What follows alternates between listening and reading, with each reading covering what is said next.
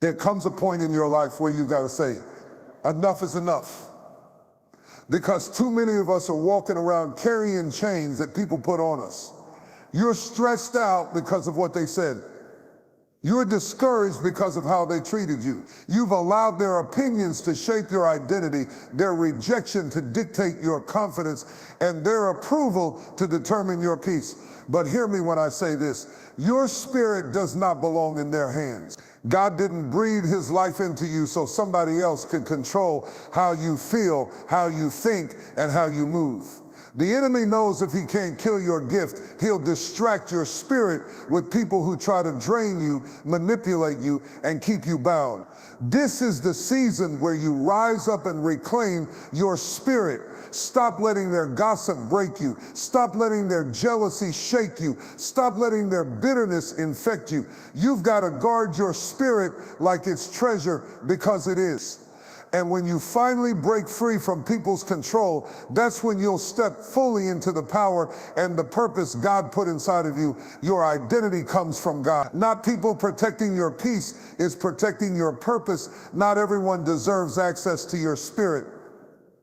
Rejection is redirection, not reflection of your worth. Boundaries are spiritual weapon, not weakness. Freedom comes when you stop living for approval. Your identity comes from God, not people. And until you truly believe that, you will always live like a prisoner to other people's opinions. From the moment you were born, voices started speaking into your life. Parents, teachers, friends, bosses, critics, even strangers. And if you're not careful, those voices will shape you more than the voice of the one who created you. People will label you based on their limited perception, their own insecurities, and sometimes even their jealousy. They'll say you're not good enough, smart enough, talented enough, or worthy enough. They'll box you into categories that fit their comfort zone, not your calling. And if you live your life trying to live up to those voices, you will spend your days chasing approval, wearing masks, and shrinking yourself to fit into spaces God never designed for you. But when God formed you, he didn't ask anyone's opinion. He didn't consult your critics. He didn't need a committee, and he didn't check with the people around you to see if you were acceptable. He spoke you into existence with purpose, with design, and with destiny. He said, before I formed you in the womb, I knew you. That means your identity was set before you even took your first breath. No human opinion can override divine intention.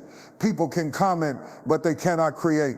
They can judge, but they cannot define. Your true self is hidden in the one who made you, and until you anchor your identity in him, you will always be tossed around by the waves of people's approval or rejection. Think about how much energy we waste trying to please people. We tailor our words so we don't offend. We adjust our actions so we don't get criticized. We even hide our true selves to avoid rejection. And yet, no matter how much you try, you'll never satisfy everyone. Some people will dislike you for succeeding. Others will dislike you for failing. Some will envy your light. Others will misunderstand your struggle. You cannot win at the game of people-pleasing because the rules keep changing based on someone else's brokenness. The more you try to live up to their standards, the further you drift from your own. That's why you have to make a decision. Will I let people's voices define me, or will I let God's voice anchor me? When you root your identity in God, you walk differently. You stop seeking validation from people who were never qualified to validate you in the first place. You stop apologizing for the way God designed you, your personality, your gifting, your calling. You realize that being authentic may cost you some relationships, but it will also attract the right ones. And most importantly, you learn to stand firm even when people criticize, because their opinions no longer control your self-worth. They didn't give you your identity, so they can't take it away. It's important to remember that people often project their insecurities onto others. Someone who hasn't discovered their own worth will try to diminish yours. Someone who feels small will try to shrink you so they don't feel threatened. If you don't know who you are in God, you will absorb those projections as truth. You'll start living small, questioning your worth, and second-guessing your purpose, all because you handed your identity to people who don't even know their own. That's why knowing your identity in God isn't optional. It's survival. It's protection against the lies of others and the attacks of the enemy. The enemy's first tactic in your life is always identity theft. Look at Jesus in the wilderness before he performed a single miracle. The enemy came at him with one question: if you are the Son of God. That was the challenge, not his power, not his anointing, but his. Because if the enemy can get you to doubt who you are, he can derail everything else. Jesus didn't argue. He didn't explain himself. He stood on the word of God. That's the model for. When people question who you are, when circumstances make you doubt yourself, when rejection tries to rewrite your worth, you go back to the Word. The Word says you are chosen. You are fearfully and wonderfully made. You are more than a conqueror. You are a royal priesthood. That is your identity, and nothing people say can undo it. One of the most freeing realizations you will ever have is this: people's opinions are temporary, but God's word is eternal. The same people who praise you today may criticize you tomorrow. Crowds are fickle, but God is constant. If you live by their praise, you'll die by their criticism. That's why Jesus didn't entrust himself to the applause of people. He knew how quickly Hosanna could turn into crucify him. He kept his identity rooted in his Father. And if the Son of God needed that anchor, how much more do we? Your identity in God gives you stability in seasons of change. Jobs may shift, relationships may end, health may waver, but your worth does not fluctuate with circumstance. It is not tied to your performance, your bank account, your appearance, or your social circle. It is anchored in the unchanging truth of God's love and purpose for your life. That's why even when life strips you of titles, positions, or recognition, you can still stand tall, knowing that who you are is not tied to what you do. When you truly internalize that your identity comes from God, you stop negotiating your worth. You stop settling for relationships that diminish you. You stop tolerating environments that suffocate you. You stop saying yes just to be liked. Instead, you start living boldly, authentically, unapologetically, because you know you are already approved by the one whose approval matters most. That's not arrogance. That's confidence rooted in truth. And here's the beautiful thing: when you walk in your God-given identity, you actually inspire others to do the same. Your confidence gives them permission to step out of their own prisons of people-pleasing.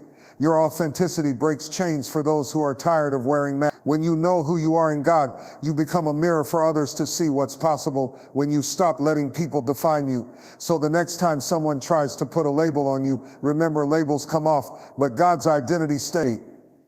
The next time rejection stings, remind yourself, it's not a reflection of my value, it's a redirection toward my destiny. The next time you feel tempted to bend who you are just to be accepted, stop and declare, I am already accepted in the belief. Your identity is too valuable to place in fragile human hands. Place it in the hands of the one who designed you, who loves you, and who knows your end from the beginning. Because when you know who you are in God, you will never again allow people to control your spirit. You will walk in freedom, in confidence, and in purpose, unshaken by their words and unbroken by their opinions.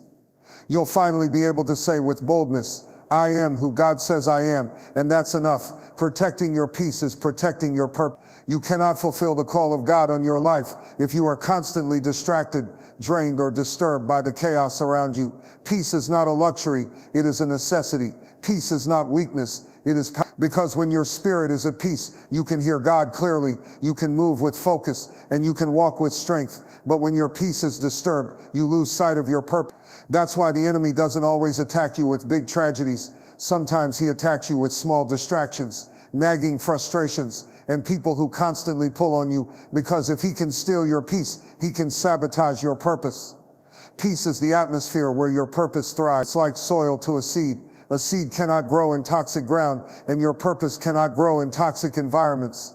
If you keep surrounding yourself with drama, negativity, and confusion, don't be surprised if your dreams never sprout. Some of you have vision, you have talent, you have calling, but the reason you're stuck is because your peace has been hijacked. You're pouring energy into arguments, trying to explain yourself to people who don't even want to understand you. You're losing sleep over folks who don't even think about you. You're giving your attention to battles that don't even belong to you. And while you're fighting those petty wars, your real purpose is sitting in the corner waiting for you to come back. That's why protecting your peace is not selfish, it's spiritual warfare. It is saying, I refuse to let the enemy use people, situations, or circumstances to distract me from what God has called me to do. Protecting your peace doesn't mean you don't love people. It means you love your purpose enough not to let people ruin it. It means you've learned to draw boundaries. It means you've learned to say no when you need to. It means you've learned to step back from toxic conversations, step away from environments that drain you, and step into the presence of God where your peace is restored. Look at Jesus. He was surrounded by crowds, demands, needs, and noise. Yet the Bible says he often withdrew to solitary places to pray. Why? Because he knew his peace was connected to his power. He knew he couldn't pour into others if he was empty himself.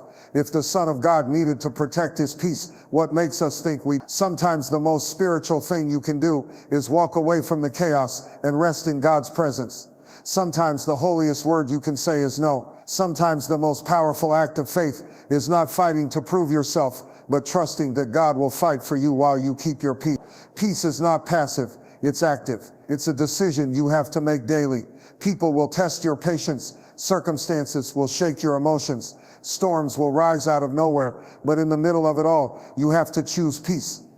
That means you don't respond to every incident. That means you don't attend every argument you're invited to. That means you don't allow the enemy to dictate your mood through someone else's behavior. You take authority over your spirit and declare, I will not be moved. I will not let them steal my joy. I will not let them disrupt my peace. Because when your peace is intact, your purpose remains on track.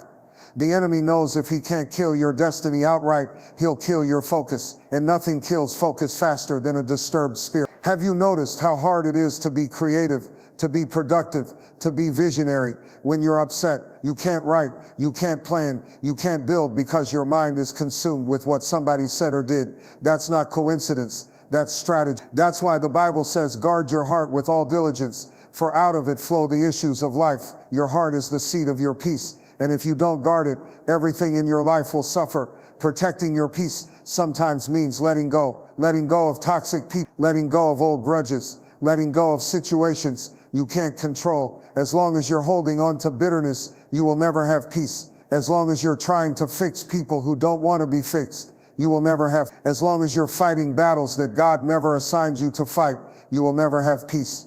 But when you release it into God's hands, when you say, Lord, I can't carry this, but I know you can, that's when peace floods your soul like a river. And when peace returns, your purpose flows again. Sometimes protecting your peace looks like discipline. Discipline with your time, with your energy, with your associations. Not everybody deserves access to you. Not every phone call deserves a response. Not every opportunity is a God opportunity. You have to discern what brings peace and what brings confusion and choose accordingly. Peace is a compass. It points you toward God's will. If something consistently steals your peace, that's a sign it's not aligned with your purpose. Don't ignore those red flags. Peace also comes from alignment. When you're living outside of God's will, when you're running from your assignment, when you're trying to be something you're not, your spirit will always be restless. But when you align with God's plan for your life, there's a supernatural calm that rests on you even in storms. That's why Jonah had no peace running away, but Jesus had perfect peace, sleeping on the boat in the middle of a storm. Peace is not the absence of trouble, it's the presence of God in the middle of it.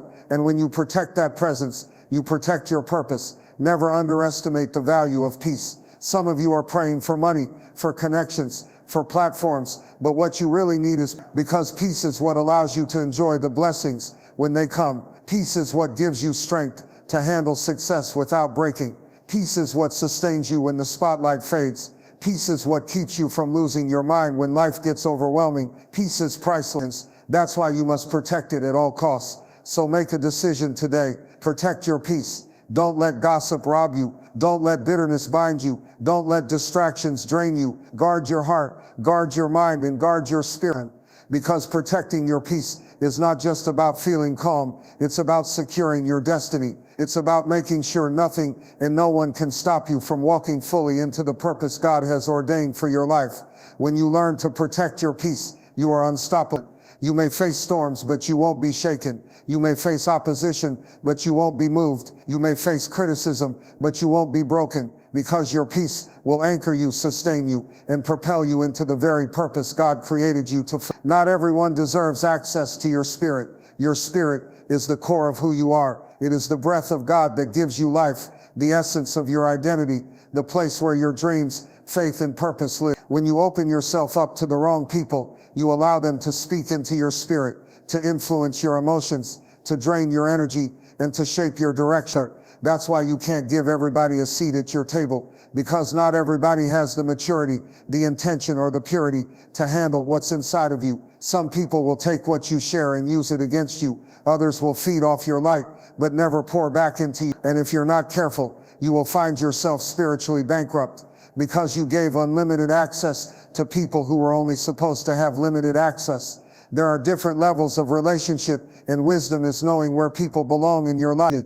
Jesus had the multitudes. He had the 70. He had the 12. And then he had the 3, Peter, James, and John. Not everyone saw what the 3 saw. Not everyone walked with him into the intimate places. Not everyone was allowed in the room when he raised Jairus' daughter, because access is sacred. Jesus himself set boundaries. If the Son of God didn't let everyone have equal access to his Spirit, why do we think we can? The mistake many of us make is giving multitude access to 12 people and giving 12 access to people who should have been kept at a distance. Not everyone who claps for you cares for you.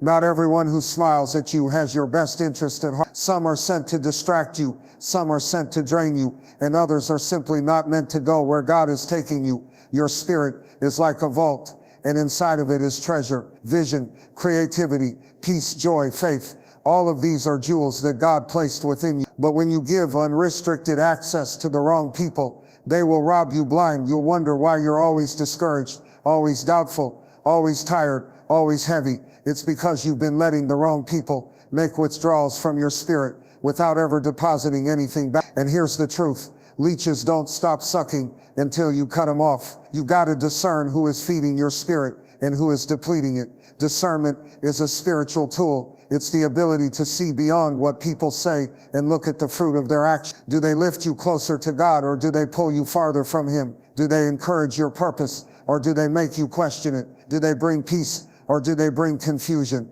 You cannot ignore the fruit. Some people disguise themselves as supporters, but they carry seeds of jealousy. Some show up as friends, but their words plant doubt in your mind. Some pretend to celebrate you, but secretly hope you fail. If you don't discern, you'll let enemies sit at your table, dressed as companions. And let me say this, it is not cruel to limit access. It is wisdom. Boundaries are not about pushing people away. They are about protecting your spirit so you can fulfill your assignment. There are conversations you cannot entertain. There are places you cannot go. There are relationships you cannot afford, because every connection has a consequence. Every voice you let speak into your spirit is either building you or breaking you. Every person you allow close to you is either a divine assignment or a demonic distraction. You must choose wisely. The enemy doesn't always come with horns and fire. Sometimes he comes as a friend who always needs, but never gives. Sometimes he comes as a family member who manipulates your love. Sometimes he comes as a relationship that looks good on the outside but poisons you on the inside. And the danger is that you'll confuse loyalty with bondage. Just because someone has been in your life a long time doesn't mean they deserve permanent access. Some people were only supposed to be with you for a season, but you've made them permanent residents in a place they were never qualified to stay. When you begin to limit access, you will face resistance. People who benefited from your openness will accuse you of being selfish. People who feasted on your generosity will call you prideful. People who drained your spirit will say you've changed. But understand this, protecting your spirit will offend the people who once exploited it. That's okay. Your responsibility is not to keep everyone happy. It's to guard the treasure God put inside of you. You also have to recognize that not everyone can handle your vulnerability. Some people cannot carry the weight of your struggles, and if you give them access to your deepest battles, they will mishandle you. That's why you need discernment to know who your safe spaces are. Some people can only see your strength. Others can handle your weakness. Some can only walk with you in your victories. Others can handle your valleys. If you trust the wrong person with your pain, they will use it to break you instead of build you. Limiting access is not about being closed off. It's about being intentional. You can love people without giving them access to your spirit. You can forgive people without inviting them back into your circle. You can serve people without sacrificing your peace. Jesus loved Judas, but he still knew Judas' role. He didn't let Judas stop him from his mission. He understood that not everyone around him was for him. And that same wisdom is required of us today. Think about the times you've let the wrong people close. How much time did you waste trying to explain yourself to someone who was never going to understand you? How much energy did you pour into someone who only took and never gave? How many dreams did you delay because you were carrying people who didn't even want to walk? The cost of giving the wrong people access is too high. You cannot afford to let anyone derail the purpose God placed in your life. When you begin to protect access to your spirit, you will experience a new level of freedom. You will find clarity returning. You will feel your energy restored. You will sense your joy rising again, because your spirit was never designed to be drained by leeches. It was designed to be fueled by the presence of God and connected to people who push you higher. Surround yourself with those who sharpen you, encourage you, and point you back to God. Those are the ones worthy of access. So hear me clearly. Not everyone deserves access to your spirit. Some people you can wave at from a distance. Some you can love but not confide in. Some you can bless but not walk with. And that's not being cold, it's being wise, because your spirit is sacred. Your destiny is priceless. And if you don't protect it, no one else will. Guard your access, and you will guard your future. Rejection is one of the most painful experiences a human being can endure, but it is also one of the most misunderstood. Too often when people reject us, we immediately interpret it as a reflection of our worth, our value, or our identity. We internalize their dismissal as evidence that we are not good enough, smart enough, talented enough, or lovable enough. But the truth is, rejection is rarely about who you are. It is about where you are going. When one door closes, it does not diminish your value. It simply redirects your steps toward the door that was meant for you all along. Rejection is not a verdict, it is a compass. Many times in life, the people you thought would stand with you, the opportunities you thought would open for you, the relationships you thought would last forever, they will shut down, they will walk away, or they will push you aside. And in that moment, you will be tempted to mourn over what you lost instead of realizing that God used rejection as divine redirection. Some people are removed from your life not because you are less, but because your destiny is greater. Their exit was necessary so that you could step into the next chapter of your journey without being weighed down by what would have kept you stuck. Think about the job you didn't get. At the time, it felt devastating. You questioned your abilities, replayed the interview in your mind, and maybe even felt embarrassed. But months later, another opportunity appeared, better pay, better growth, better alignment with your gifts. What looked like rejection was simply redirection. The no you heard was really God's way of saying, not this one, I've got something better. The danger comes when you idolize the closed door, when you keep begging to be let back into a place that was never meant to carry you into your destiny.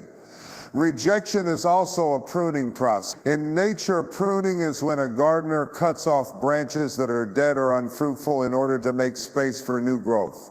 It is painful, but it is necessary. Likewise, when people walk away, when relationships end, or when opportunities shut down, it might hurt, but it is making space for your spirit to grow. You cannot bear new fruit if your energy is still tied to dead branches. Sometimes God allows rejection because He knows you would never cut it off yourself. You would keep pouring into people who drain you, keep chasing opportunities that don't fit you, keep staying in places that don't value you. So rejection becomes the tool that forces you to move forward. Another powerful truth about rejection is that it exposes the true intentions of people. Not everyone who starts with you is meant to finish with you. Some people only love you when you are convenient. Some only support you as long as you stay small. Some only walk with you until it costs them something. Rejection is their way of revealing that they were never truly for you. And while it stings, it's a blessing in disguise. Because once you see who people really are, you are free from the illusion. You stop wasting time investing in what was never real. You stop trying to win the approval of people who were never going to celebrate you anyway. But here's where we often fail. We confuse rejection with reflection. We assume that because they didn't choose us, it means we weren't worthy. That's a lie. Your worth does not fluctuate based on who accepts or rejects you. You were valuable before they left, and you will be valuable long after they're gone. A diamond does not lose its value because someone walked past it in the store. It is still precious, still rare, still priceless, even if a blind eye fails to recognize it. When people reject you, it doesn't change who you are. It only reveals what they were incapable of seeing. Some of the greatest breakthroughs in history were born from rejection. Joseph was rejected by his brothers, sold into slavery, and thrown into prison. At every stage, it looked like his life was unraveling. But every rejection was actually redirection, guiding him toward the palace where he would save nations. David was rejected by his own father, overlooked when Samuel came to anoint a king, but that rejection didn't disqualify him. It redirected him into battles that would prove his strength and crown him as Israel's king. Even Jesus himself was despised and rejected by men, but it was through that rejection that salvation came to the world. Rejection was not their end, it was the setup for their purpose. When you look at your own life, you'll realize that the greatest turning points came after rejection. That friendship that ended pushed you to discover strength in solitude. That heartbreak pushed you to heal and grow into someone whole. That job denial pushed you into entrepreneurship, where you built something bigger than you ever imagined. At the time, you thought it was the worst moment of your life, but looking back, you see it was the best thing that ever happened to you. That's the power of rejection. It feels like a loss, but it becomes the seed of your gain. The danger is when you misinterpret rejection as abandonment by God. You start to think he forgot you, that he overlooked you, that he doesn't love you. But God's rejections are really protections. He saw what you couldn't see. He saw the betrayal waiting down the road, the pain hidden in the opportunity, the destruction behind the yes you were chased, so he blocked it. Not to hurt you, but to save you. What you call rejection, heaven calls rescue. When you embrace rejection as redirection, you stop begging to sit at tables that were never meant for you. You stop contorting yourself to fit into places that don't value you. You stop living for the applause of people who will never understand your assignment. You start to walk boldly, knowing that every closed door is pushing you toward the right one. You start to trust that the author of your life has written a story where every rejection is simply a plot twist leading to victory. So the next time rejection knocks on your door, don't let it break your spirit. Let it build your faith. Instead of asking, why did they leave me? Why didn't they choose me? Why didn't it work out? Start asking, Lord, where are you redirecting me? What better door are you opening? What bigger purpose are you guiding me into? When you shift your perspective, rejection no longer feels like the end. It feels like a detour on the road to destiny. Remember this. Rejection is not proof of your inadequacy. It is evidence of your destiny. If you weren't valuable, the enemy wouldn't fight so hard to discourage you. If you weren't powerful, doors wouldn't try to keep you out. If you weren't chosen, you wouldn't even experience the rejection, because rejection only comes when you're headed somewhere significant. Rejection is redirection, and redirection is preparation for the promise. Boundaries are one of the most powerful tools you can set in place to protect your spirit, yet so many people avoid them because they fear rejection, conflict, or being labeled as selfish. But boundaries are not weakness. They are not a sign that you are fragile or unwilling to love. Boundaries are spiritual weapons. Tools of discipline, discernment, and protection that keep your spirit aligned with God's purpose and safe from the manipulations, demands, and negativity of others. Every great warrior knows that winning a battle is not just about fighting, it's about defense. You cannot just attack, you have to protect what matters most. And your spirit, your peace, your joy, your mind, these are treasures that the enemy wants to exploit through people who drain you, distract you, or derail you. Without boundaries, you leave the gates of your life wide open, allowing anything or anyone to step in and take residence. Boundaries are the walls that keep your spirit secure. They are not about shutting people out. They are about keeping the wrong influences from having unlimited access to your inner world.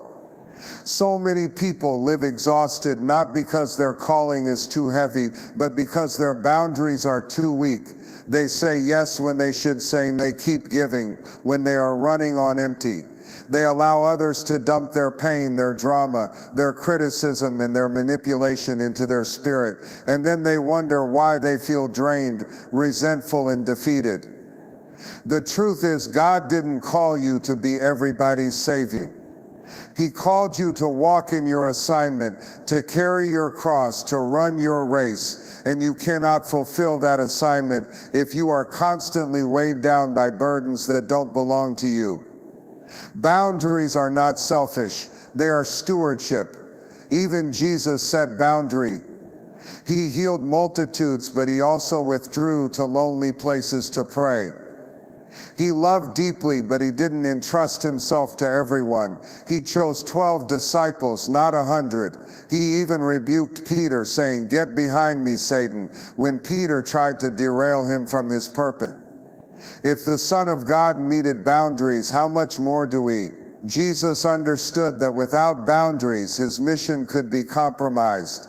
He knew that being accessible to everyone at all times was not sustainable. He showed us that saying no to people does not mean you are rejecting them. It means you are prioritizing your purpose. Boundaries are also acts of faith. When you set a boundary, you are trusting that God will handle what you can't. You are saying, I don't need to please everyone because my validation comes from God. You are saying, I don't need to be available 24/7 because God is the ultimate provider, not me. You are saying, I don't need to tolerate abuse, manipulation, or disrespect because my worth is not up for negotiation. Every boundary you set is a declaration that your spirit is valuable, your peace is sacred, and your destiny is too important to be sabotaged by unhealthy people or environments. One of the greatest lies people believe is that boundaries break relationships. But the truth is, boundaries reveal relationships. When you start setting them, you'll see who really loves you and who only loved your compliance. Real friends, real family, real community. They respect your no, they honor your limits, and they celebrate your growth. But the ones who guilt you, manipulate you, or shame you when you set boundaries, they were never invested in you. They were invested in controlling you. Boundaries don't break healthy relationships, they strengthen them. And they expose unhealthy ones for what they truly are. Boundaries also protect your energy. Not everyone deserves your time. Not everyone deserves your ear. Not everyone deserves a front row seat in your life. You cannot pour into everyone and expect to have strength left for your purpose. Too many people give their best energy to pleasing others and their leftover energy to their calling. That's backward. Boundaries reverse it. They help you say, my purpose comes first. My God-given assignment comes. And if protecting that means saying no, distancing myself, or limiting access, then that's what I must do. Boundaries are not just emotional, they are spiritual warfare. The enemy loves to use people to infiltrate your life and weaken your resolve. He sends voices that discourage, distract, or demean you. He sends people who want to keep you stuck in cycles of dysfunction. Boundaries are your shield. They say you cannot have unlimited access to my spirit. You cannot dump fear into my life. You cannot control how I move. I belong to God, and only His Spirit has authority here. When you set boundaries, you are not fighting people. You are resisting the enemy's tactics to use them against you. And here's the truth. Boundaries will be tested. When you set them, some people will push back. They will question, manipulate, guilt trip, or even get angry. But that resistance is confirmation that the boundary was necessary. If people are upset when you draw a line, it is usually because they were benefiting from crossing it. Do not let their discomfort make you doubt your decision. Stand firm. Remember, boundaries are not about punishing others. They are about protecting yourself. You are not responsible for how others respond to your boundaries. You are responsible for maintaining them. Boundaries also give you space to hear God more clearly. When your life is cluttered with everyone else's opinions, expectations, and drama, it's hard to discern God's voice. But when you step back, when you silence the noise, when you protect your spirit from constant invasion, suddenly clarity comes. Suddenly you hear His guidance, His peace, His reassurance. Boundaries create the quiet space your spirit needs to recharge and realign with heaven. So stop apologizing for setting boundaries. Stop feeling guilty for saying no. Stop thinking you are less loving because you protect your peace. You cannot love others well if you are constantly depleted. You cannot serve your purpose if your spirit is constantly hijacked. Boundaries are love in action, love for God, love for yourself, and even love for others, because when you show up from a healthy place, your love is purer, stronger, and more sustainable. Think of it like a house. Every house has doors and that doesn't mean the homeowner hates people. It means they are wise enough to protect what's valuable inside. Your spirit is your house. It needs doors. It needs locks. Not everyone who knocks deserves to come in. Some only belong in the yard, some only on the porch, and very few in the living room. Boundaries help you decide who goes where. Without them, you risk letting the wrong people trample on sacred ground. In the end, boundaries are not barriers. They are bridges to a healthier, stronger. They are spiritual weapons that allow you to walk in your calling without being drained by distractions. They are shields that guard your peace, your joy, and your destiny. They are declarations that you belong to God and that your spirit is not up for negotiation. So draw the line, guard your heart, protect your spirit, set the boundaries without fear, because the moment you stop letting everyone have access to you, that's the moment you start walking in the fullness of who God created you to be. One of the greatest prisons people live in is the prison of approval. It is invisible, but it is powerful. You can be free on the outside but chained on the inside because you're living your whole life waiting for somebody else to clap for you, to validate you, to say good job, to nod their head, to like your post, to affirm your worth. And the truth is, when you live for approval, you will always be enslaved by opinions. You'll change your walk, your talk, your dream, your vision, just to get somebody else to accept you. And yet the tragedy is they still might not. Because no matter how hard you try, you will never satisfy everyone. God did not create you to be a puppet whose strings are pulled by other people's expectations. He breathed His Spirit into you so you could live free, free to think, free to create, free to walk in your assignment without waiting for permission. But too many people get stuck because they think freedom will come when everybody claps for them, when everybody agrees with them, when everybody loves them. The reality is freedom only comes when you stop needing their approval and start walking in God's approval. If you look at the life of Jesus, you'll see this so clearly. Jesus didn't wait for people to approve Him before He began His ministry. In fact, the very people He came to save rejected Him. They criticized Him, they mocked Him, they doubted Him. One moment the crowd shouted, Hosanna, the next they shouted, crucify Him. If Jesus had lived for the approval of people, He never would have gone to the cross. He never would have fulfilled His mission. But He didn't live for their applause. He lived for His Father's will. That is why He was unstoppable. And that is the model for us. Freedom comes not when everybody likes you, but when you are secure in the fact that God chose you, God approved you, God anointed you, and His word is final. Living for approval will drain you because it forces you to be somebody you're not. You'll end up wearing masks, switching roles, pretending to be something that fits the room you're in. Around one group of people, you act this way. Around another, you act that way. You dilute yourself. You water down your gift. You hide your true voice.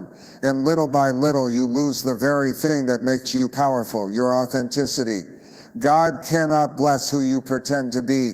He can only bless the real you, the you He created, the you He called, the you He designed before the foundation of the world. Some of you are exhausted, not because life is too heavy, but because you've been carrying the weight of trying to please everyone. You've been running on a treadmill of approval, and the thing about treadmills is you never arrive anywhere. You run and run and run, but you stay stuck in the same place because approval is a moving target.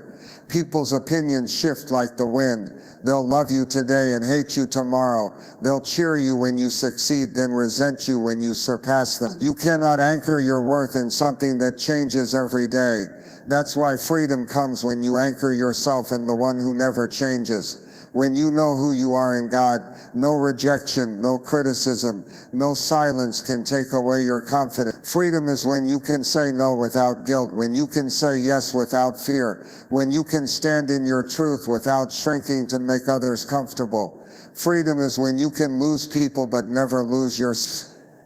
Freedom is when you no longer need a title, a platform, or a pat on the back to feel significant, because you already know, I am chosen, I am loved, I am enough.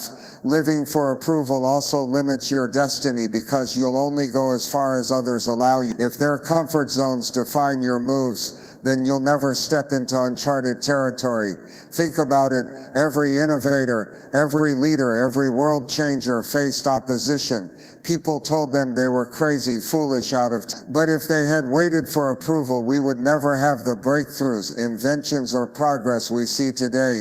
Destiny requires courage, and courage is choosing purpose over popularity. There will always be voices that try to control you. Family members who don't understand your calling, friends who resent your growth, coworkers who want to keep you small. But freedom comes when you realize you don't need them to understand to obey God. You don't need them to clap for you to move forward. You don't need them to agree to start building. Approval is nice, but it is not necessary. When God says go, you go, even if you go alone. The enemy loves to use approval as a trap. He whispers, if you speak up, they won't like you. If you set boundaries, they'll leave you. If you chase that dream, they'll call you arrogant. And if you're not careful, you'll shrink your whole life trying to avoid rejection. But here's the truth, rejection is not the enemy. Rejection is often redirect. It pushes you toward the people and places that actually align with your purpose. Every no from man is making room for God's yes. Every door they shut is pointing you toward the one he already opened. Freedom is not about living recklessly or disregarding others. It's about living faithfully. Faithful to who God called you to be. Faithful to the assignment he placed in your hands. You are not here to live out somebody else's script. You are here to walk out the destiny God wrote just for you. And when you finally stop living for approval, you start living boldly, unapologetically, with a confidence that cannot be shaken. People may still criticize, they may still misunderstand, they may still reject, but when you are free, their opinions no longer define you. You can smile at their disapproval because you know their voice does not override God's voice. You can keep moving forward because you know who sent you. You can stay at peace because you no longer need their validation to feel valuable. That's true freedom. That's when you stop bending and breaking for people who were never meant to hold your spirit in the first place. That's when you finally breathe, finally stand tall, finally walk in your full identity. Because the truth is this, freedom doesn't come when everybody else believes in you. Freedom comes the moment you believe in yourself the way God already believes in you. You can be free on the outside but chained on the inside, because you're living your whole life waiting for somebody else to clap for you, to validate you, to say good job, to nod their head, to like your post, to affirm your worth. And the truth is, when you live for approval, you will always be enslaved by opinions. You'll change your walk, your talk, your dream, your vision just to get somebody else to accept you. And yet the tragedy is they still might not, because no matter how hard you try, you will never satisfy everyone. God did not create you to be a puppet whose strings are pulled by other people's expectations. He breathed his spirit into you so you could live free. Free to think, free to create, free to walk in your assignment without waiting for permission. But too many people get stuck because they think freedom will come when everybody claps for them, when everybody agrees with them, when everybody loves them. The reality is freedom only comes when you stop needing their approval and start walking in God's approval. If you look at the life of Jesus, you'll see this so clearly. Jesus didn't wait for people to approve him before he began his ministry. In fact, the very people he came to save rejected him. They criticized him. They mocked him. They doubted him. One moment the crowd shouted, Hosanna. The next they shouted, crucify him. If Jesus had lived for the approval of people, he never would have gone to the cross. He never would have fulfilled his mission. But he didn't live for their applause. He lived for his Father's will. That is why he was unstoppable. And that is the model for us. Freedom comes not when everybody liked you, but when you are secure in the fact that God chose you, God approved you, God anointed you, and his word is final. Living for approval will drain you because it forces you to be somebody you're not. You'll end up wearing masks, switching roles, pretending to be something that fits the room you're in. Around one group of people you act this way, around another you act that way. You dilute yourself, you water down your gift, you hide your true voice, and little by little you lose the very thing that makes you powerful, your authenticity. God cannot bless who you pretend to be. He can only bless the real you, the you he created, the you he called, the you he designed before the foundation of the world. Some of you are exhausted, not because life is too heavy, but because you've been carrying the weight of trying to please everyone. You've been running on a treadmill of approval, and the thing about treadmills is you never arrive anywhere. You run and run and run, but you stay stuck in the same place because approval is a moving target. People's opinions shift like the wind. They'll love you today and hate you tomorrow. They'll cheer you when you succeed, then resent you when you surpass them. You cannot anchor your worth in something that changes every day. That's why freedom comes when you anchor yourself in the one who never changes. When you know who you are in God, no rejection, no criticism, no silence can take away your confidence. Freedom is when you can say no without guilt, when you can say yes without fear, when you can stand in your truth without shrinking to make others comfortable. Freedom is when you can lose people but never lose yourself. Freedom is when you no longer need a title, a platform, or a pat on the back to feel significant, because you already know, I am chosen, I am loved, I am enough. Living for approval also limits your destiny, because you'll only go as far as others allow you. If their comfort zones define your moves, then you'll never step into uncharted territory. Think about it. Every innovator, every leader, every world changer faced opposition.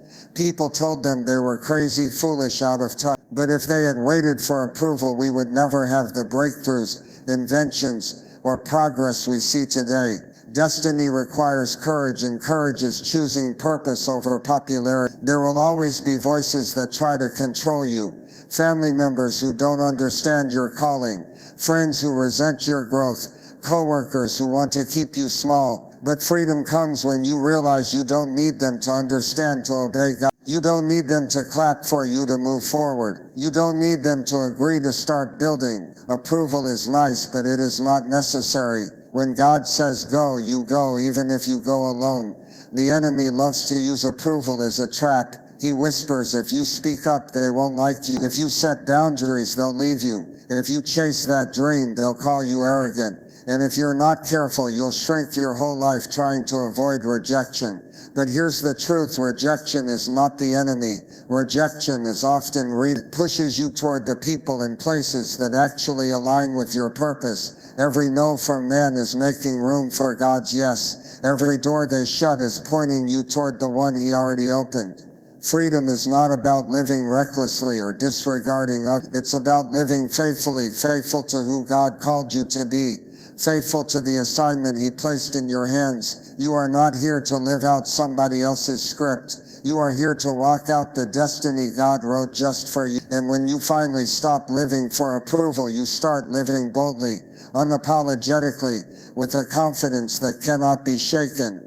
People may still criticize, they may still misunderstand, they may still reject, but when you are free, their opinions no longer define you. You can smile at their disapproval because you know their voice does not override God's voice. You can keep moving forward because you know who sent you. You can stay at peace because you no longer need their validation to feel valuable. That's true freedom. That's when you stop bending and breaking for people who were never meant to hold your spirit in the first place. That's when you finally breathe, finally stand tall, finally walk in your full identity. Because the truth is this: freedom doesn't come when everybody else believes in you. Freedom comes the moment you believe in yourself the way God already believes in you.